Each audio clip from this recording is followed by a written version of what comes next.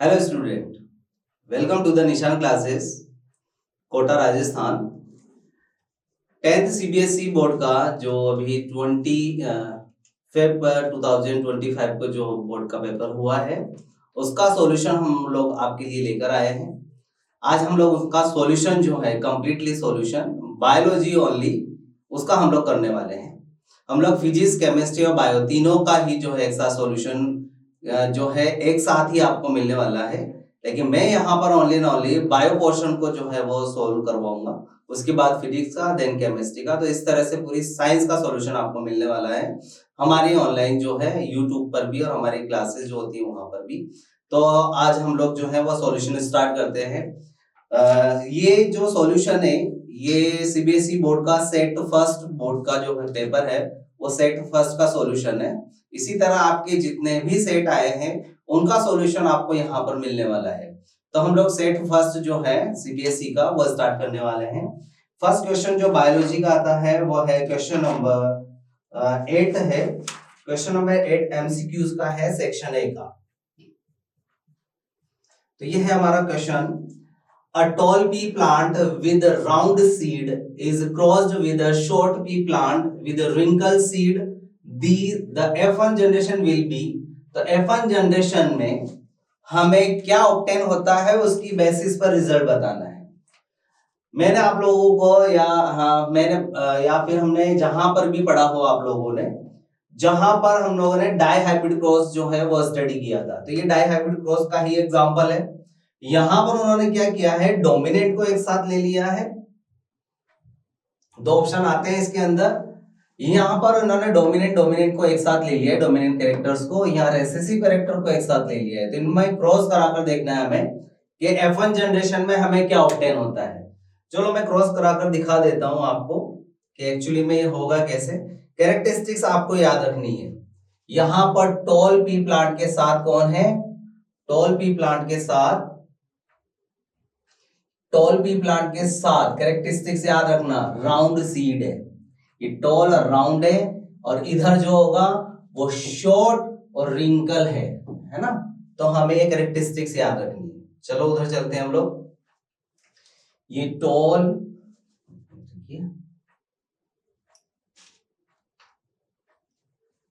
ये tall plant है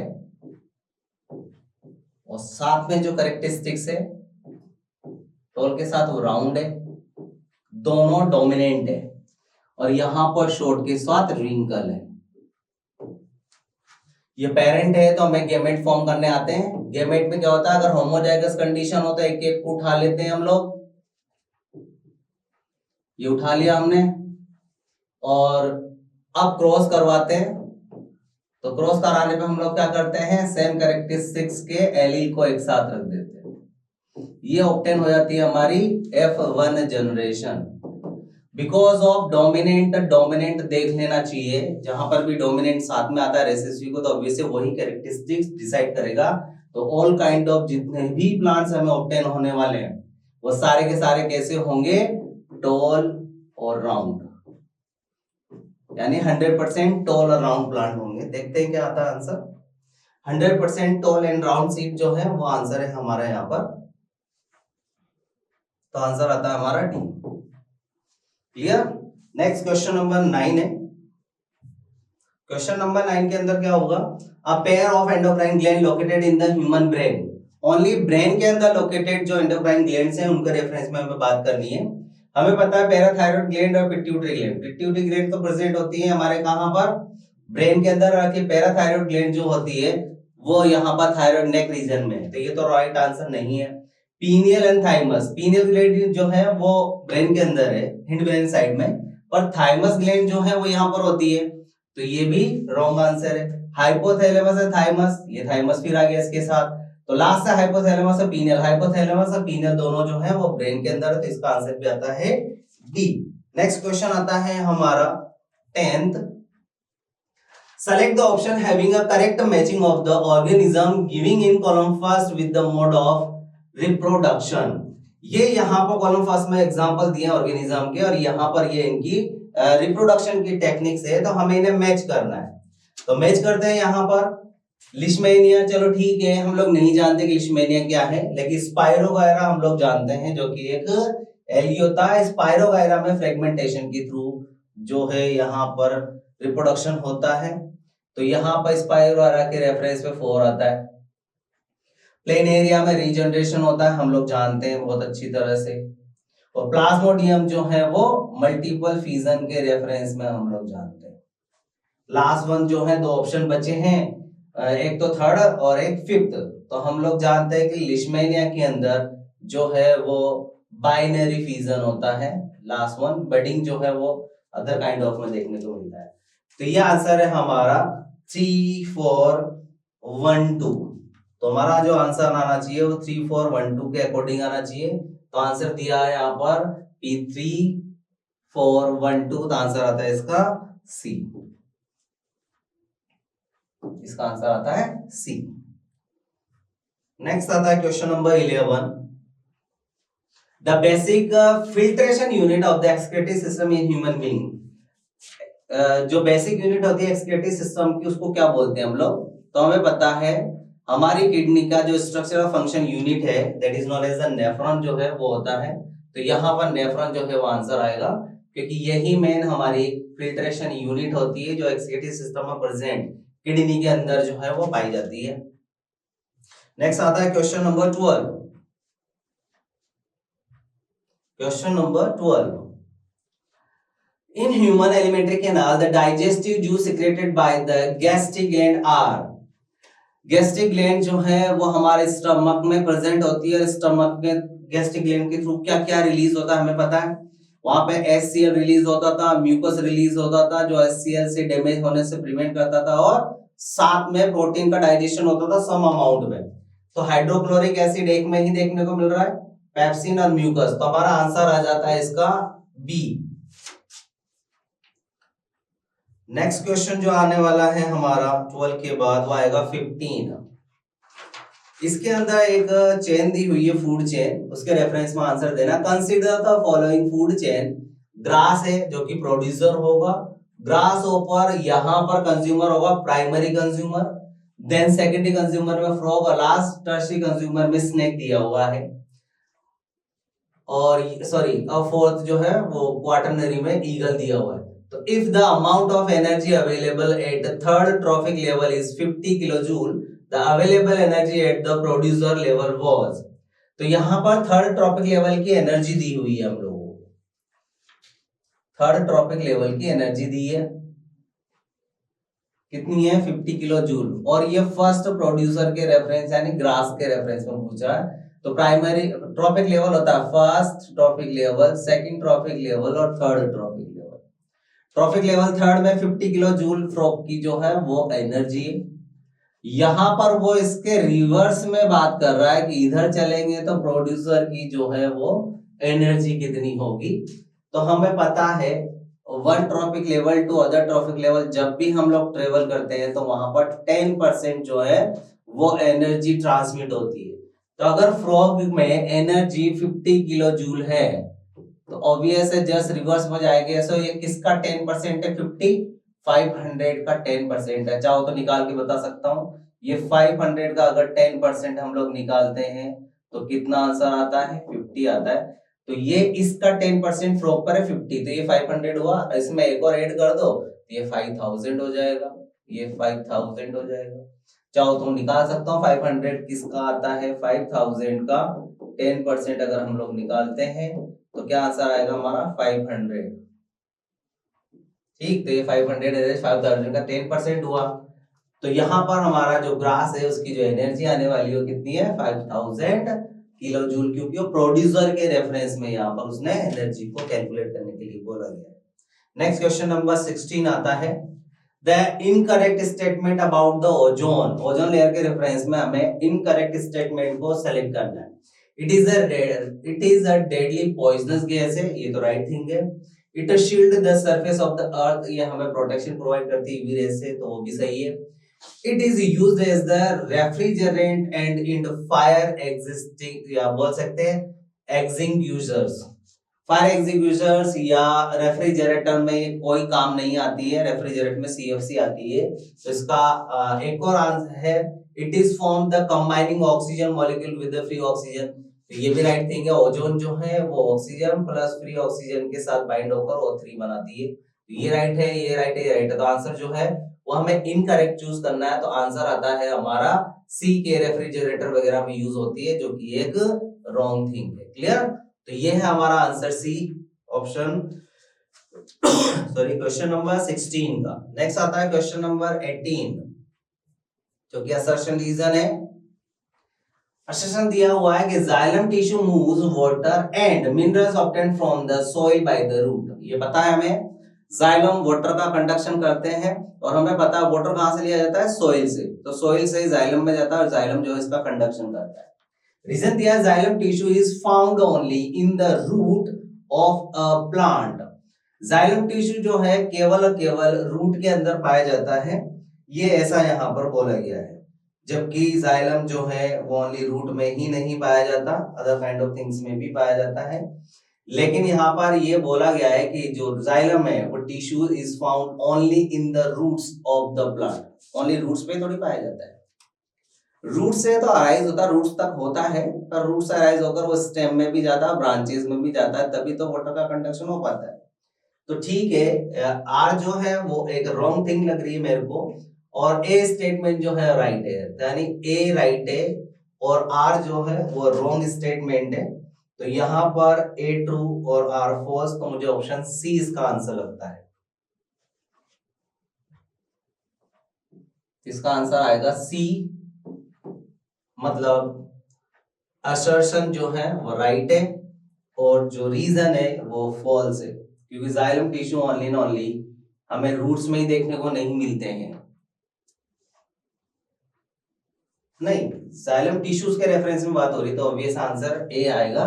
xylem tissues जो है वो टिश्यूज जो है वो एक्चुअली में मिलते हैं कहाँ, ओनली रूट रीजन में ही। उसके बाद जाइलम ट्रैकिट्स और वो अराइज हो जाती है। तो ये आंसर आएगा इसका सही, ए है। ये यहाँ पर कंडक्ट करता है वाटर का, ये ओनली टिश्यूज जो है वो रूट्स में पाए जाते हैं।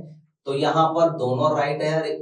आर जो है उसको एक्सप्लेन भी करता है, क्योंकि रूट पे प्रेजेंट होने की वजह से वहां पर वाटर को कंडक्ट कर पाएगा। नेक्स्ट क्वेश्चन आता है हमारा 20 sorry question number 20 assertion reason की है। Food web is a network of several food chains operating in a ecosystem. हमें पता है फूड वेब क्या होता है, फूड चेन के नेटवर्क को ही फूड वेब बोलते हैं। फूड वेब जो है वो डिक्रीजेस करती है स्टेबिलिटी ऑफ एन इकोसिस्टम।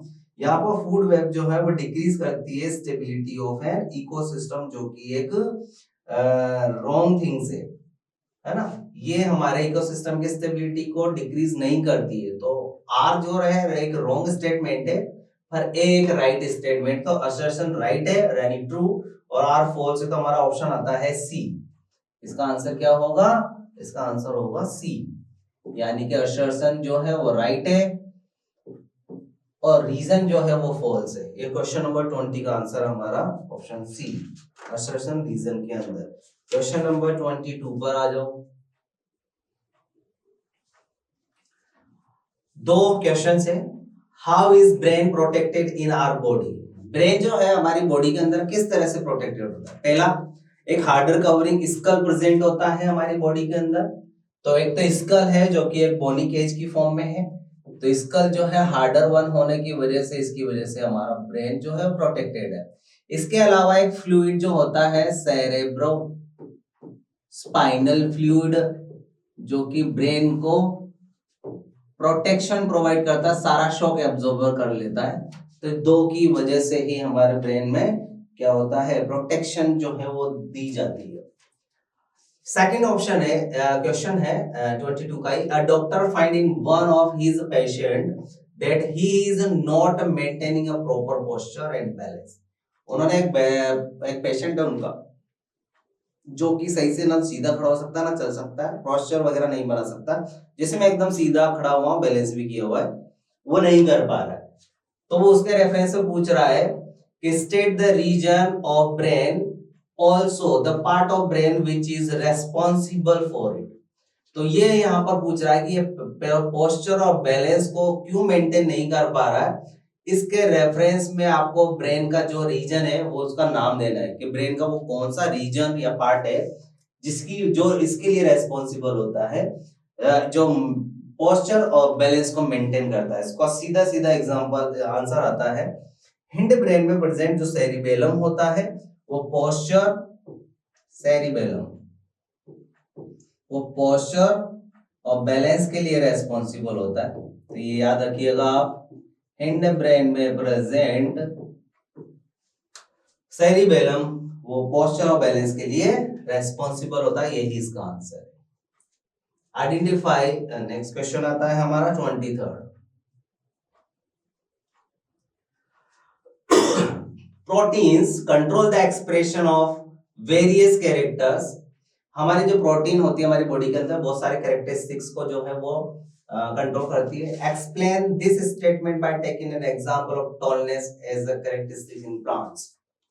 यहाँ पर एक एग्जांपल भी देना है कि प्लांट के अंदर जो टॉलनेस है वो एक प्रोटीन की वजह से ही मेंटेन होती है। तो सीधा सीधा आंसर है, प्रोटीन्स जो होती हैं वो हमारी बॉडी के अंदर बहुत सारे एक्सप्रेशन की फॉर्म में या कंट्रोल करती है और एक्सप्रेस करती है अपने कैरेक्टर्स का। लाइक जैसे प्रोटीन जो है वो एज इट इज एक एंजाइम की फॉर्म में काम करती है, और एंजाइम जो है बहुत सारी जो कैरेक्टरिस्टिक्स है यानी कि बहुत सारे रिएक्शंस हो है उनके अंदर परफॉर्म कराने में हेल्प करती है, और रिएक्शन की वजह से प्रोडक्ट जो है वो फॉर्म होते हैं। दूसरा, एंजाइम की तरह बिहेव करने के अलावा ये यहाँ पर ट्रांसक्रिप्शन फैक्टर की तरह भी है, बिहेव करता है। ट्रांसक्रिप्शन फैक्टर है ये, क्योंकि ड्यूरिंग ट्रांसक्रिप्शन और ट्रांसलेशन जो है वो प्रोटीन सिंथेसाइज होता है। तो यहाँ पर आरएनए जो है वो ट्रांसक्रिप्शन फैक्टर की फॉर्म में भी काम करेगा। तो प्रोटीन्स जो हैं वो एंजाइम की फॉर्म में, ट्रांसक्रिप्शन फैक्टर की फॉर्म में भी काम करते हैं और अपने आप को एक्सप्रेस करते हैं।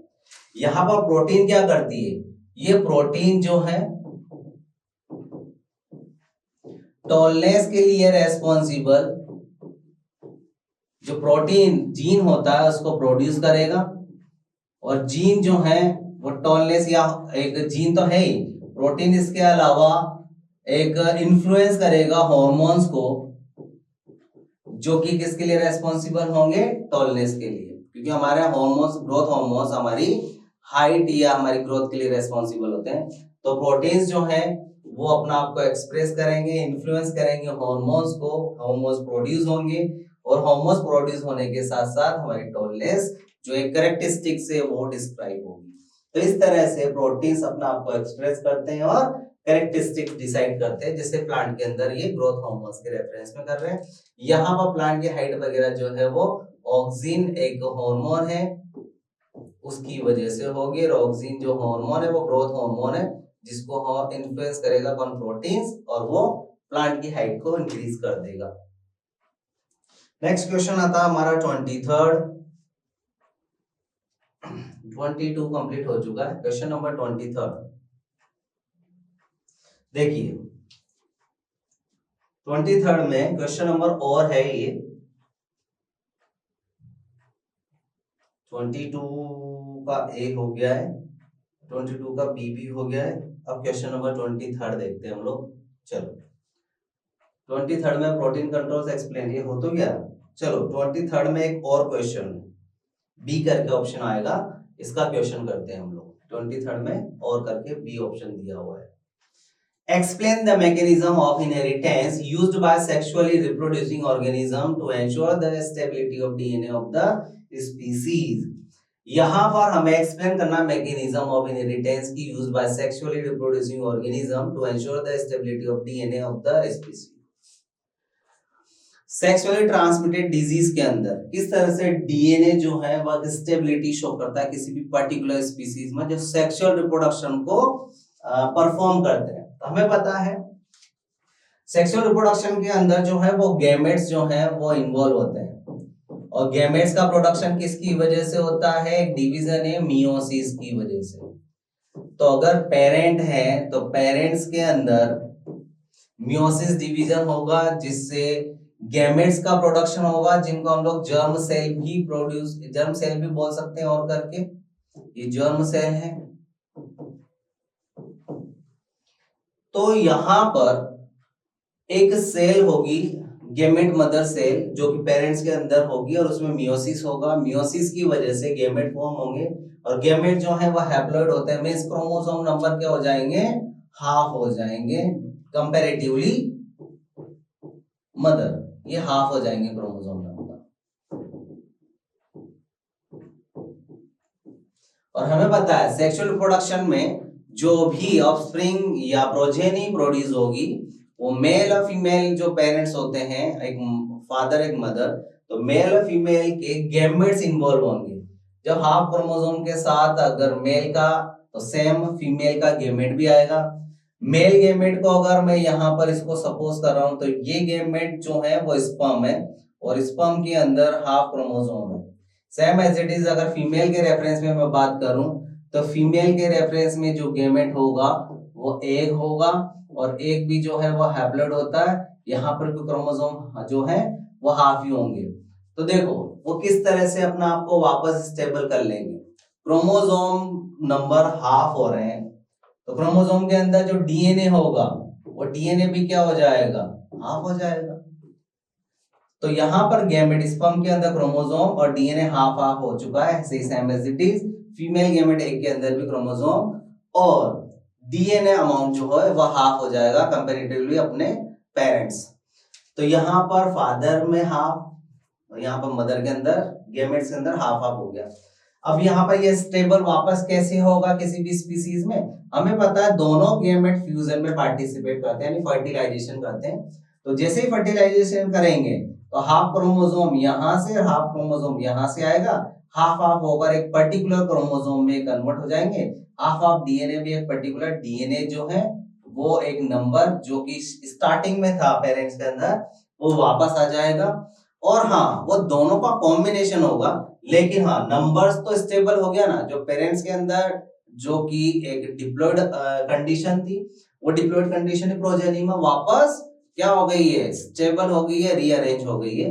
तो यही बोला है कि स्टेबिलिटी ऑफ डीएनए को शो करना है। तो ये हो गया, ये देखो प्रोजेनी के अंदर क्रोमोसोम और डीएनए जो पेरेंट्स में थे सेम एज इट इज वापस डिप्लॉयड हो गए हैं और इस तरह से स्टेबल ही रहते हैं one generation to other generation. ये है इसका आंसर।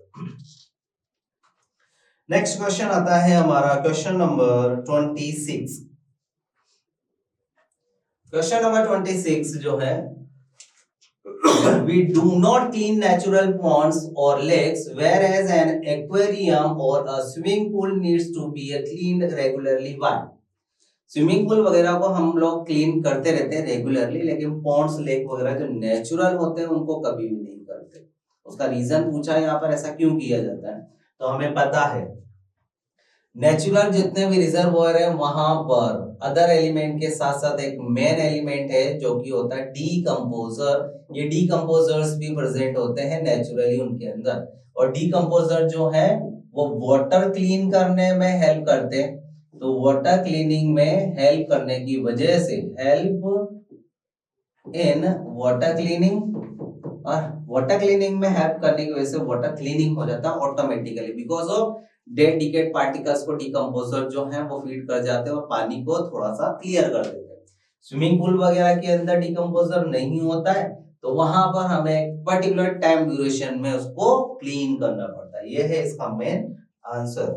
क्वेश्चन नंबर जो है वो आता है हमारा 29। नेक्स्ट क्वेश्चन हमारा 29 जो बायो का है। क्वेश्चन नंबर 29 तो रीड आउट करते हैं। Name the blood vessels that brings, blood vessels के रेफरेंस में हमें बात करना है, पहले क्वेश्चन को पढ़ना।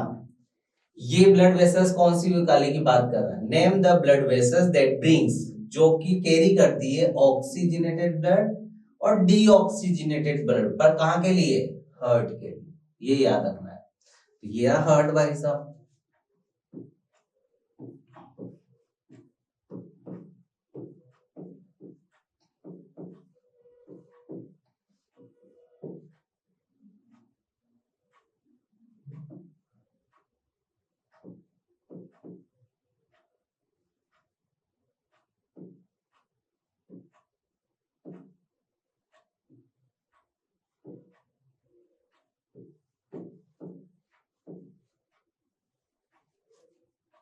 ये हार्ट है। यहाँ पर मैं एक बहुत सिंपल डायग्राम ड्रॉ किया है जिसमें ये आउटा को डिनोट करता है, ये पल्मोनरी आर्टरी को, ये पल्मोनरी वेन को, और ये वेना केवा को, ये वेना कावा को डिनोट करता है। वेना कावा जो है एक मेन आर्टरी है और आउटा जो है एक मेन वेन है और ये मेन आर्टरी है। इधर ये पल्मोनरी आर्टरी और ये, तो यहाँ से ब्लड कैरी करती है ऑक्सीजनेटेड को, ये भी ऑक्सीजनेटेड, यहाँ पर डीऑक्सीजनेटेड और ये डीऑक्सीजनेटेड। तो यहाँ पर ब्लड ऑक्सी है, इधर भी ऑक्सी है और इधर भी ऑक्सी है। यहाँ डीऑक्सी है, ये डीऑक्सी ब्लड है। अब मैं नहीं बोलूंगा बार बार कि कहाँ से आएगा, तुम लोगों को पता होना चाहिए, है ना, पूरा साल भर स्टडी किया तो डीऑक्सीजनेटेड ब्लड। अब ये सीधा बोल रहा है, पहला ऑक्सीजनेटेड ब्लड हार्ट में कौन लेके आ रहा है, टू हार्ट है यहाँ पर, टू हार्ट। तो देखो ऑक्सीजनेटेड ब्लड को पल्मोनरी वेन कैरी करके हार्ट में लेकर आ रही है, तो इसका पहले का आंसर आता है पल्मोनरी वेन। क्लियर। सेकंड पूछा डीऑक्सीजनेटेड को हार्ट में कौन लेकर आ रहा है, देखो डीऑक्सीजनेटेड ब्लड को कौन लेके आ रहा है, वेना केवा लेकर आ रही है, तो सेकंड का आंसर हो जाता है हमारा वेना कावा। ये एक वेन है, ये वेन है और ये भी वेन है, ये भी क्या है, वेन है, पल्मोनरी वेन।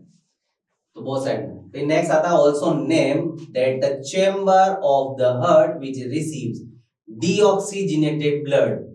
तो यहाँ पर उस चेंबर का नाम बताना जो डीऑक्सीजनेटेड ब्लड को कैरी कर रहा है, तो सीधा सीधा है, ये वाला पोर्शन होता है राइट, ये वाला होता है लेफ्ट। तो राइट एट्रियम जो है उसके अंदर ये है, ये वाला पोर्शन राइट एट्रियम। तो राइट एट्रियम में ही क्या हो रहा है, डीऑक्सीजनेटेड ब्लड कैरी हो रहा है, तो राइट एट्रियम इसका आंसर आता है। तो चेंबर का नाम आने वाला है राइट एट्रियम। फिर नेक्स्ट क्वेश्चन पूछता है which receives deoxygen and state how deoxygenated blood from this chamber is sent to lungs for oxygenation।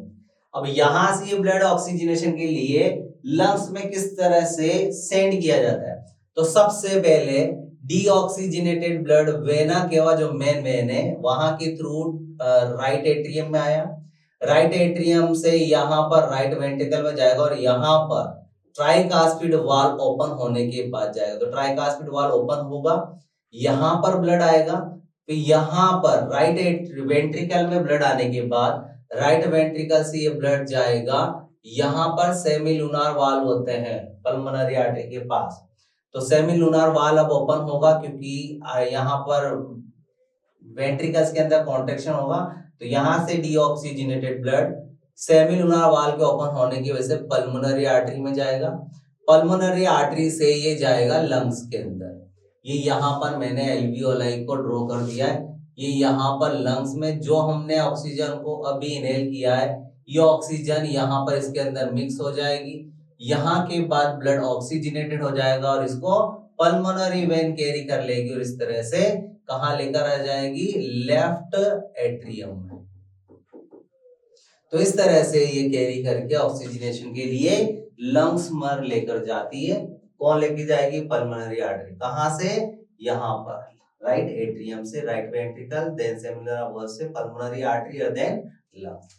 तो ये पाथवे होगा, यही इसने पूछा है कि किस तरह से वो ये होगा। क्लियर। नेक्स्ट क्वेश्चन आता है हमारा क्वेश्चन नंबर 30। ये थोड़ा इंपॉर्टेंट है, याद रखिएगा, क्रॉस कराकर देखना ही पड़ेगा। चलो, the gene combination of purple flowered pea plant is denoted as, यहाँ पर WW जो कि डोमिनेंट कैपिटल में लेटर में, इसको उन्होंने पर्पल बोला है, and that a white flower small जो W है जो कि रेसेसिव सपोज करते हैं स्मॉल लेटर को, वो दिया है। तो यहाँ पर पर्पल डोमिनेंट कैरेक्टर और व्हाइट रेसेसिव कैरेक्टर है प्लांट का, तो फ्लावर का कलर लिया है यहाँ पर। When these two plants are crossed, F1 generation is obtained।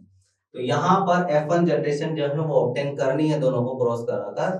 फिर उसने क्वेश्चन पुट अप किया है कि list 2 observation made by Mendel in F1 generation plant. तो हमें 2 ऑब्जर्वेशन देखने हैं कि F1 जनरेशन में मेंडल ने क्या क्या बोला था। आज हम क्रॉस कराते हैं। ये WW जो कि कैपिटल में है और ये W जो कि स्मॉल लेटर में है। कैपिटल डब्ल्यू पर्पल कलर को डिनोट करता है और यहाँ पर ये व्हाइट कलर को डिनोट करता है स्मॉल लेटर। ये कैपिटल में है और ये स्मॉल लेटर में मैंने इस तरह से डिनोट कर दिया, तो ये व्हाइट कलर को डिनोट करता है। दोनों होमोजाइगस कंडीशन में तो एक एक उठा लेते हैं हम लोग, ये इसके गेमेट बन जाते हैं, ये पेरेंट्स हैं, क्रॉस कराते हैं हम लोग, तो क्रॉस कराने में दोनों को एक साथ रख देते हैं, कैपिटल डब्ल्यू और स्मॉल डब्ल्यू को, तो ये हमारी आ जाती है F1 जनरेशन। क्लियर?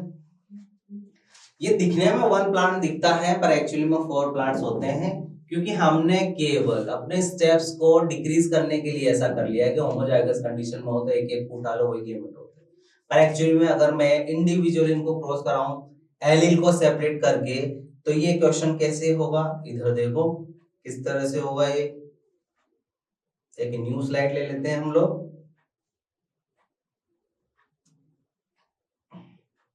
चलो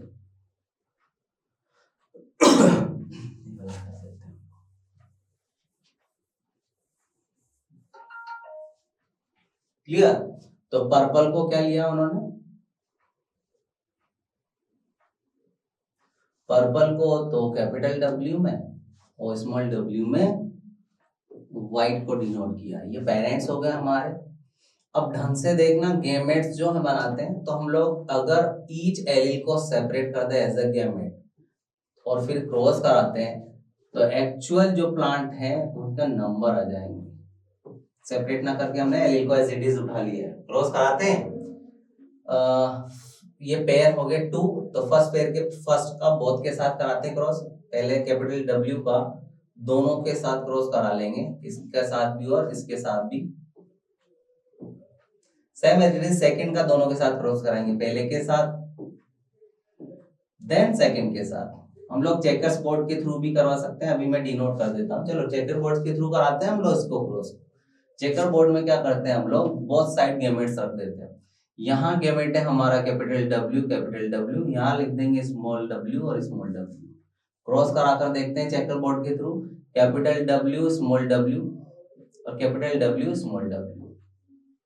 सेम यहाँ पर भी capital W small W, capital W small W. जाता क्रॉस करना है, देखो इस तरह से करते हैं तो ये आंसर आने वाला है, देखो सेम।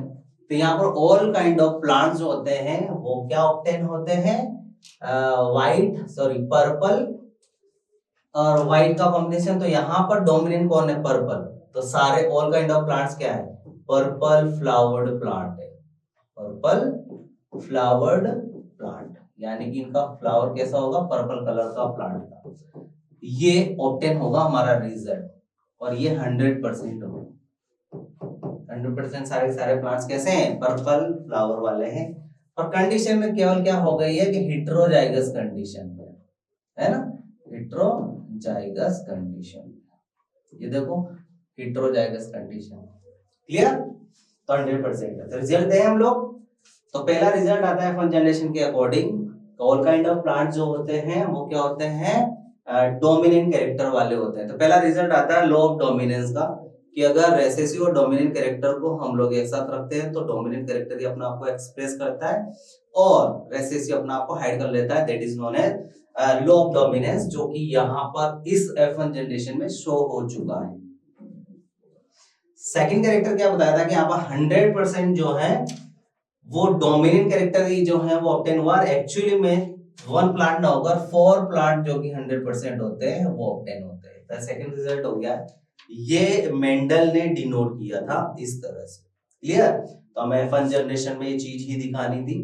नेक्स्ट आता है बी क्वेश्चन, इसमें क्या पूछता है देखते हैं, गिव द, पहला percentage of white flowered plant and ratio of the gene combination WW, ये कैपिटल में है, हेटेरोजाइगस कंडीशन में, ये भी homozygous condition in F2 generation. तो F2 जनरेशन में हमें पहला percentage of white flowered plant निकालना है, F2 जनरेशन में निकालना है, तो इसके लिए हमें F2 जनरेशन पे जाना पड़ेगा। तो चलो यहाँ पर अभी मैंने F1 जनरेशन को ऑब्टेन किया था, F2 जनरेशन लेके जाते हैं, तो एक और स्लाइड जो है हम लोग इंक्लूड कर लेते हैं इसके अंदर। तो 1 स्लाइड जो है वो एक और चाहिए भाई। चलो हमारा रिजल्ट आया था F1 जनरेशन का, वो था ये, F1 जनरेशन में क्या ऑब्टेन हुआ हमें, ये ऑब्टेन हुआ कैपिटल W और स्मॉल w, ये F1 जनरेशन में प्लांट्स ऑब्टेन हुए हमें जो कि टोटल पर्पल थे।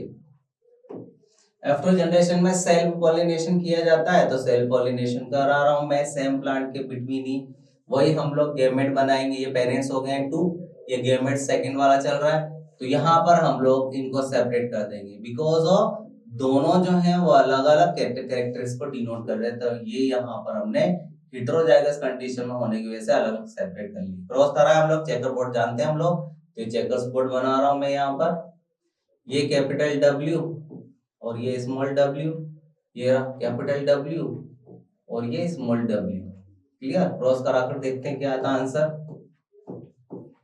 Capital W capital W, capital W small w, capital W small w और ये स्मॉल w स्मॉल w। उसने क्या पूछा है देखो, उसने इन सब के रेशो पूछे हैं F2 जनरेशन के अंदर। पहला था पूछा, मैं कैरेक्टरिस्टिक्स लिख देता हूं इनकी ताकि हम लोगों को कोई प्रॉब्लम ना हो, क्लियर। तो मैं पहले कैरेक्टरिस्टिक्स लिख देता हूं, ये तो हुआ पूरा पर्पल, ये भी पर्पल, ये भी पर्पल और ये व्हाइट।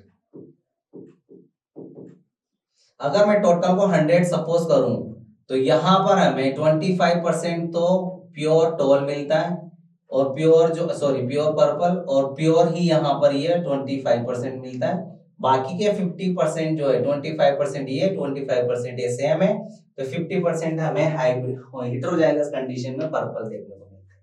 तो हमारा क्वेश्चन क्या पूछ रहा है, वो पहला percentage of white flower plant को जो है वो डिनोट करना है, तो व्हाइट फ्लावर प्लांट हमें कितने ऑब्टेन हो रहे हैं देखो, ओनली 25%, तो इसका जो रेशो होगा या परसेंटेज पूछा है तो 25% इसका आंसर आता है। इसका आंसर क्या आएगा, पहले का 25% व्हाइट प्लांट ऑब्टेन होंगे। रेशो ऑफ द ये रेशो बताना है हमें, एक तो इसका और इसका, ये रेशो किस रेशो में ऑब्टेन हो रहे तो हमें पता है, ये वाला पर्पल तो 1 है, ये 2 प्लांट से और ये 1 है, तो 1:1 रेशो में ऑब्टेन हो रहा है। चाहो तो देख लो, ये रहा एक प्लांट तो ये रहा कैपिटल W, 2 ये रहे 2 और 1 रेशो ये रहा, तो इस तरह से 1:1 में रेशो में हमें ये ऑब्टेन होता है। फिर क्वेश्चन नंबर सी है, right one difference between dominant and recessive trait. Dominant जो होता है वो डिफरेंस दिखाना है हमें।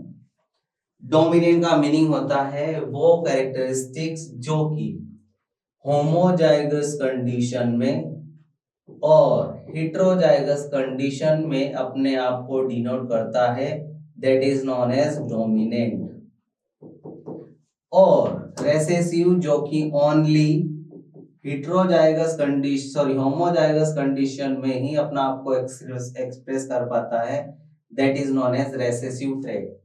देखो यहाँ पर ये इसी के रेफरेंस में ले लेता हूँ एग्जांपल, कैपिटल W तो होमोजाइगस कंडीशन हो गई, capital W small w heterozygous condition, दोनों में अपना आप को एक्सप्रेस कर रहा है, लेकिन यहाँ पर ये होमोजाइगस कंडीशन में ही अपना आप को एक्सप्रेस करता है, हेटेरोजाइगस कंडीशन में अपना आप को एक्सप्रेस नहीं कर पाएगा, क्यों, क्योंकि डोमिनेंट साथ में आने की वजह से अपना आप को, तो ये है मेन वन डिफरेंस डोमिनेंट और रेसेसिव का। तो ये हमारा क्वेश्चन नंबर 30 होता है यहाँ पर कंप्लीट। नेक्स्ट क्वेश्चन आता है हमारा question number 35।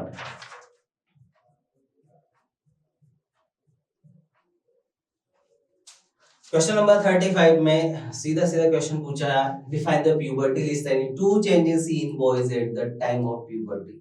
First one, puberty क्या है, और बॉयज और गर्ल्स के अंदर जो दो चेंजेस होंगे प्यूबर्टी की वजह से वो क्या आते हैं। पहला, डिफाइन प्यूबर्टी, ये एक टाइम पीरियड या कंडीशंस है जो कि मेल और फीमेल के अंदर दोनों में एज क्राइटेरिया फिक्स ना होकर अलग अलग होता है। 10 to 12 में तो यहाँ पर फीमेल मैच्योर हो जाती है, 12 to 13 या 14 के बाद जो है वो मेल मैच्योर होता है। तो प्यूबर्टी वो कंडीशन है जब वो सेक्सुअली मैच्योर हो जाते हैं, मींस गैमेट फॉर्म होना स्टार्ट हो जाते हैं, that is known as condition puberty, और यहाँ पर हार्मोन्स भी उनके स्टार्ट हो जाते हैं फॉर्म होना। तो हार्मोन सेक्सुअली हार्मोन्स फॉर्म होना, सेक्सुअली मैच्योर हो जाना, that is known as condition puberty. और यहाँ पे प्यूबर्टी के दो चेंजेस आएंगे। पहला, मैं बॉयज के रेफरेंस में बात करूं तो उनकी वॉइस पिच जो होती है काफी हार्डर हो जाती है वॉइस। सेकेंड, उनके फेशियल वगैरह पर जो है या फेस पर बियर्ड वगैरह का आ जाना और मस्कुलर जो है वो बॉडी हो जाना। तीन कैरेक्टर बता दिए एक्चुअली तो मैंने। और अगर फीमेल के रेफरेंस में हम लोग बात करेंगे, ये ओनली उन्होंने तो any two changes seen in boys in the time of puberty पूछा, वो मैंने बता दिया। सेकंड क्वेश्चन आता है B, why are testis in human males located outside the abdominal cavity in scrotum. यहाँ पर ओनली एक ऐसा ऑर्गन होता है टेस्टिस जो कि मेल के रेफरेंस में होता है, इसको मेल सेक्स ऑर्गन्स बोलते हैं। ये हमारे बॉडी के अंदर इनसाइड में प्रेजेंट ना होकर आउटर साइड प्रेजेंट होता है, उसी का रीजन पूछा। तो यहाँ पर मेल गेमेट टेस्टिस के अंदर मेल गेमेट स्पर्म का प्रोडक्शन होता है और वो हमारी बॉडी टेम्परेचर पर प्रोड्यूस नहीं होते हैं। तो उसको टेम्परेचर को रिलीज या लो करने की वजह से, ज्यादा नहीं चाहिए, 2 to 3 डिग्री सेल्सियस लेस करने की वजह से भगवान ने उसका एक एडेप्टेशन दिया है कि वो हमारे बॉडी के आउटर साइड एक पाउच काइंड ऑफ कंडीशन या स्किन होती है, इसको स्क्रोटम बोलते हैं, वहां प्रेजेंट होता है।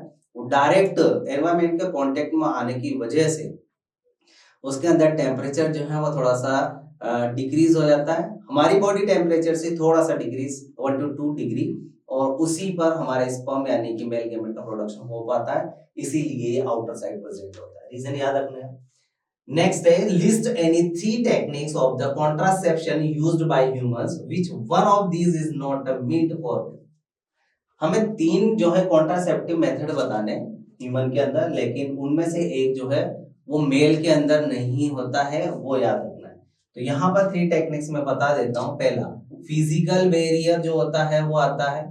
फिजिकल बैरियर में हम लोग कॉन्डम्स के रेफरेंस में बात करते हैं, तो मेल और फीमेल दोनों के रेफरेंस में कॉन्डम्स आते हैं। दूसरा आता है सर्जिकल मेथड। सर्जिकल मेथड जो होता है वो भी बोथ के रेफरेंस में बात करते हैं, जिसको हम लोग वासेक्टोमी जो कि मेल के रेफरेंस में होता है, और ट्यूबेक्टोमी जो कि फीमेल के रेफरेंस में होता है। तो ये भी बहुत में मिलता है, लेकिन जो केमिकल मेथड है, केमिकल मेथड में जो ओरल कॉन्ट्रासेप्टिव है वो ओनली हमें फीमेल में ही देखने को मिलता है। ओरल कॉन्ट्रासेप्टिव का मीनिंग होता है वो वहां पर पिल्स लेती हैं, टैबलेट्स, जो कि प्रोजेस्टेरोन या एस्ट्रोजन के कॉम्बिनेशन या सिंगल हार्मोन्स होता है जो कि ओव्यूलेशन को प्रिवेंट करता है। ये ओनली फीमेल के रेफरेंस में होता है, मेल के रेफरेंस में नहीं होता है। तो ये आंसर आता है हमारा सी का। नेक्स्ट क्वेश्चन आता है 35 के बाद, 35 का और ये वाला, name the part performing following function in human female reproductive system. हमें ह्यूमन फीमेल रिप्रोडक्टिव सिस्टम में इनके फंक्शन बताने। पहला, प्रोडक्शन पार्ट का नाम बताना कहां पर होता है।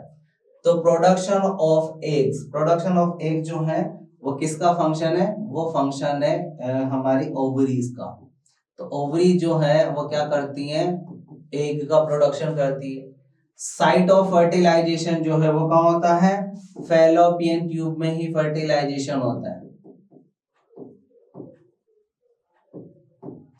नेक्स्ट, साइट ऑफ इम्प्लांटेशन, तो साइट ऑफ इम्प्लांटेशन होता है यूटेरस। यूटेरस के अंदर जो है वो इम्प्लांट होता है यूटेरस की इनर एंडोमेट्रियम में। तो यूटेरस वो स्पेस होता है जहां पर हमारा एम्ब्रियो इम्प्लांट होता है, सेटल हो जाता है, प्लेसेंटा का फॉर्मेशन होगा।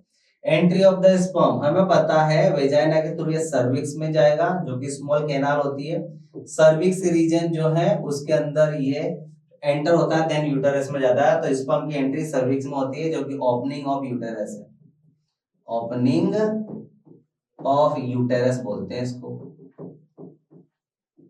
इसके थ्रू यूटेरस में एंटर करेगा। तो ये आंसर आते हैं हमारे इसके। ये था ए ऑप्शन इसका, लेकिन सेकंड ऑप्शन बी भी देखना है इसमें हमें। ये second option B, what changes are observed in a uterus.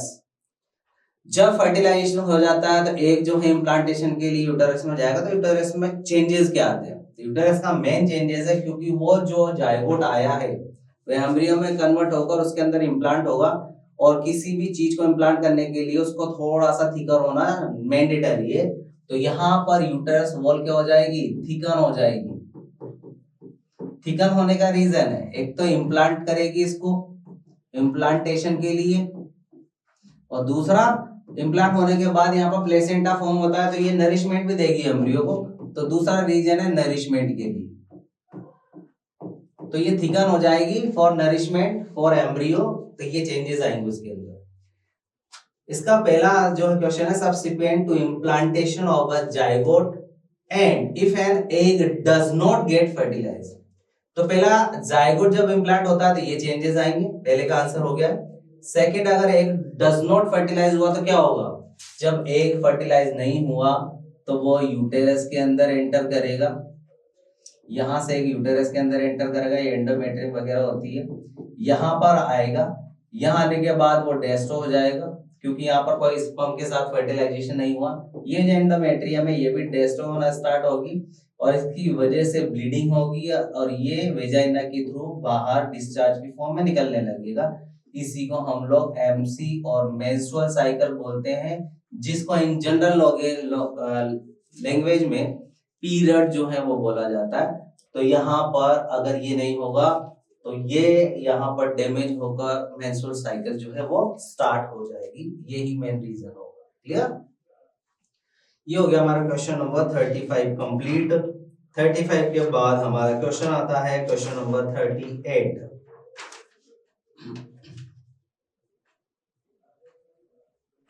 ये रहा हमारा question number 38। The growth movement of plants parts in which the direction of the stimulus determine the direction of the response is known as a tropic movement or tropism। Directional non directional two type के movement होते हैं। तो tropic movement जो होता है वो directional movement होता है, डायरेक्शन की तरफ होगा। Plants also have a non directional movement जिसको हम लोग नेस्टिक मूवमेंट भी बोलते हैं। तो अभी यहाँ पर हम लोगों ने बता दिया है दोनों मूवमेंट के रेफरेंस में। इसने पहला क्वेश्चन पुट अप किया है कि name the movement which causes X and Y to grow downwards and upward respectively. तो यहाँ पर ये जो प्लांट्स इसके अंदर एक्स और वाई में यानी रूट और स्टेम के अंदर जो अपवर्ड और डाउनवर्ड मूवमेंट हो रहा है, ये मूवमेंट को हमें कौन सा मूवमेंट है वो बताना है और दोनों के टाइप्स बताने हैं। तो ये जो मूवमेंट है वो एक्चुअली में ट्रॉपिक मूवमेंट है, आंसर आता है ट्रॉपिक मूवमेंट। और ट्रॉपिक मूवमेंट में भी एक्स और वाई क्या डिनोट कर रहे हैं, एक्स देखो टूवर्ड ग्रेविटी और ये नेगेटिव यानी अपवर्ड डायरेक्शन में जो है वो यहाँ पर ग्रेविटी के अगेंस्ट जो है वो मूव कर रहा है। तो ट्रॉपिक मूवमेंट में भी ये जियोट्रॉपिज्म है। तो जियोट्रॉपिज्म मूवमेंट है ये वाला। जियोट्रॉपिज्म में टूवर्ड ग्रेविटी की तरफ ये एक्स यानी रूट मूव कर रहा है, तो ये वाला मूवमेंट होगा हमारा पॉजिटिव जियोट्रॉपिज्म।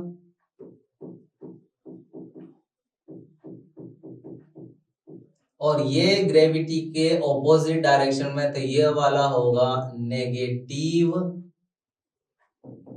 जियोट्रॉपिज्म। तो एक्स पॉजिटिव जियोट्रॉपिज्म और वाई नेगेटिव जियोट्रॉपिज्म को शो करता है। ये आंसर आ गया पहले का। Second answer, write the name of a hormone that plays a major role in. पहला इसका भी फर्स्ट है फॉलिंग ऑफ लीव्स और rapid cell division.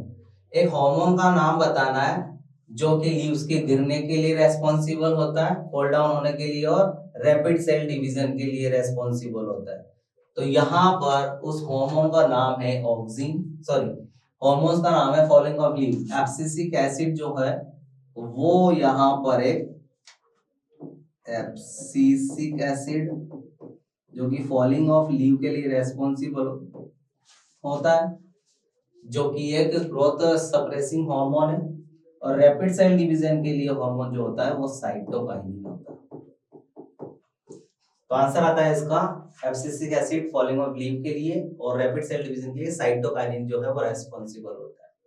Question number 3 है इसका, A leaves of the sensitive plant move very quickly in response to touch. How is this stimulus of touch communicated and explain how the movement takes place? अगर हम लोग कोई plant है जिसकी leaves को touch करते हैं तो उसकी वजह से उसके अंदर मूवमेंट होता है। मूवमेंट कैसे होता है, किस तरह से स्टिमुलस उसके अंदर मूव करते हैं और ये मूवमेंट जो है वो हो पाता है, लीव्स का सिकुड़ जाना या लीफ का कर्ली हो जाना। तो हमें पता है एक प्लांट है जिसको टच करने पर ऐसा होता है, इसका नाम है touch me not plant. Touch me not plant का जो बायोलॉजिकल नेम है that is known as mimosa pudica.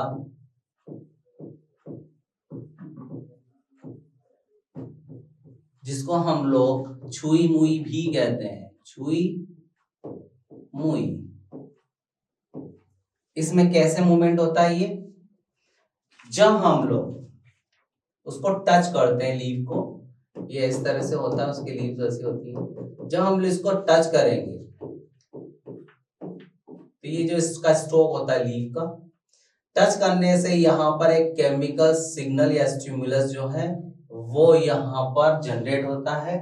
Leave से वो सिग्नल जाता है इसके स्टॉक को, इसके स्टॉक में प्रेजेंट रिसेप्टर उसको रिसीव करेंगे और यहाँ स्टॉक से जो वाटर है वो यहाँ से लूज होना स्टार्ट होता है।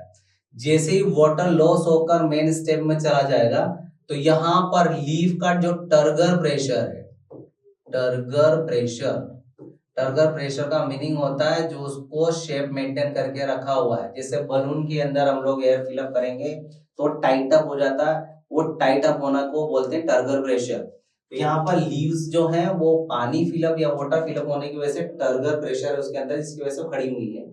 जैसे ही टच करेंगे तो केमिकल सेंसेशन जो है वो जाएगा, वो यहाँ पर इस स्टॉक को जाएगा, रिसेप्टर रिसीव करेंगे, यहाँ से वाटर को लूज कर देंगे। जैसे वाटर लूज होगा टर्गर प्रेशर जो है वो डिक्रीज हो जाएगा। जैसे पर टर्गर प्रेशर डिक्रीज होगा तो लीव्स जो है वो ऐसे अरेंज थी वो इस तरह से जो है पोजीशन में आ जाएंगे, एक सिकुड़ जाएंगी, कॉन्ट्रैक्शन कर लेंगी। इसी को बोलते हैं हम लोग क्विक रेस्पॉन्स बाय या टच के थ्रू। तो ये एक्चुअली में इस तरह से परफॉर्म किया जाता है। क्लियर। नेक्स्ट क्वेश्चन आता है हमारा इसका ही और question. Name the plant hormone which is synthesized as the shoot tip. How does this hormone helps the plant to bend toward light? हमें ये बताना है कि जो हम टॉप मोस्ट पार्ट जो होता है शूट टिप, उस पर कौन सा हार्मोन फॉर्म होता है और वो किस तरह से लाइट की तरफ बेंड होने के लिए रेस्पॉन्सिबल होता है, कैसे बेंड कर जाता है। तो हमें पता है आंसर आएगा इसका, शूट टिप पर नेचुरली जो है वो एक हार्मोन फॉर्म होता है, नाम है उसका ऑक्सिन। ऑक्सिन जो होता है, ऑक्सिन हार्मोन जो होता है वो शूट टिप पर नेचुरली ही फॉर्म होता है। ये ऑक्सिन नेचुरली फॉर्म होता है। ये शूट टिप सपोज कर लो, ये शूट टिप है, यहाँ पर ऑक्सिन जो है मैं अभी ड्रॉ कर दूंगा, ये शूट टिप है। ये यहाँ पर सनलाइट सपोज कर लो, ये सन है यहाँ पर, ठीक है। शूट टिप पर मुझे किसको फॉर्म करना है या अरेंज करना है, ये एक स्टेम सपोज कर लो, शूट टिप होगी इसकी। यहाँ पर मैं देखना अभी ऑक्सिन को जो सिंथेसाइज होता है उसको अरेंज कर दिया, ये अरेंज कर दिया मैंने, ये इधर। अब ये याद रखना है ऑक्सिन जो है वो लाइट में वर्किंग नहीं होता है, तो वो क्या करेगा, वो लाइट की जैसे ही लाइट जिधर से फॉल डाउन हो रही है तो लाइट के अंदर रिएक्ट नहीं करने की वजह से बैक साइड में चला जाएगा। तो अभी आगे था, ये यहाँ से लाइट आ रही है तो ये बैक साइड में जो है वो शिफ्ट हो जाएगा। तो इसको बैक साइड में शिफ्ट कर दें, कर दो, बैक साइड में शिफ्ट कर देता हूं मैं यहाँ पर। तो ये पहले आगे था, अब ये शिफ्ट हो गया है बैक साइड में, ये बैक साइड में चला गया, इधर आ गया है, अब ये छाया में चला गया।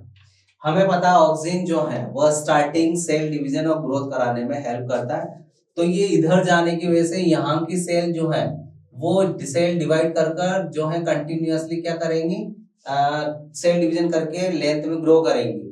इधर वाली सेल नहीं कर पा रही क्योंकि ऑक्सिन उधर शिफ्ट हो गया, तो इधर ही इधर सेल जो है वो ग्रो होने की वजह से, सेल डिवीजन करने की वजह से इस तरह से मूव करेंगे। ये वाला पोर्शन स्टेबल होने की वजह से, इधर इधर ग्रो होने की वजह से देखो ये किधर मूव कर गया, ये मूव कर गया टूवर्ड लाइट। तो हमें ऐसा लगता है कि लाइट की टूवर्ड मूव कर रहा है ऑटोमेटिकली सेंसेशन की वजह से, पर ऐसा नहीं होता है। ऑक्सिन की प्रेजेंस की वजह से सेल वहां पर फर्दर डिवीजन करके इस तरह से बहुत सारी सेल बन जाएंगी और वो इस तरह से बनने की वजह से इधर मुड़ जाएंगी, बेंड हो जाएंगी, तो हमें लगता है कि लाइट की टूवर्ड यानी कि फोटोट्रॉपिज्म शो कर रहा है। और फोटोट्रॉपिज्म मैक्सिमम किसकी वजह से होता है? ऑक्सीजन की प्रेजेंस की वजह से। तो ये क्वेश्चन आता है हमारा थर्ड, ऑक्सीजन, और ऑक्सीजन की वजह से इस तरह से मूव कर जाता है, बेंड कर जाता है। नेक्स्ट क्वेश्चन आता है हमारा, ये हमारा पेपर यहाँ पर फिनिश हो गया, ये लास्ट क्वेश्चन था हमारा। तो ये हमारा 10th CBSE सेट फर्स्ट जो है वो बायोलॉजी का सॉल्यूशन हो जाता है कंप्लीट। इसके बाद हम लोग मिलेंगे सेट सेकंड में जो कि बायोलॉजी का ही होगा। उस सेट सेकंड के बायोलॉजी का सॉल्यूशन हम लोग देखेंगे नेक्स्ट वीडियो में। और हाँ, याद रखिएगा ये ओनली बायो का पोर्शन है। इसके बाद यही सेट फर्स्ट में आपको फिजिक्स और केमिस्ट्री का सॉल्यूशन भी मिलने वाला है। हम लोग तीनों जो है वो सॉल्यूशन को मर्ज करके आपको एक साथ ही प्रोवाइड कराएंगे, तो आपको टेंशन लेने की जरूरत नहीं है। आपको ये एक ही वीडियो के अंदर देखने को मिलेगा पूरा सॉल्यूशन एक साथ विद सेट फर्स्ट। क्लियर? तो नेक्स्ट वीडियो में मिलते हैं हम लोग सेट सेकंड के साथ, जिसमें मैं वापस बायोलॉजी का सॉल्यूशन करवाऊंगा। तब तक निशान के साथ बने रहिए। निशान कोचिंग है तो पॉसिबल है, और निशान कोचिंग के साथ पढ़ते रहेंगे तो सब कुछ पॉसिबल ही होगा। सक्सेस कंफर्म 100% मिलेगी। Thank you so much. मिलते हैं नेक्स्ट CBSE 10th में सेट सेकंड के साथ with biology solution. Thank you.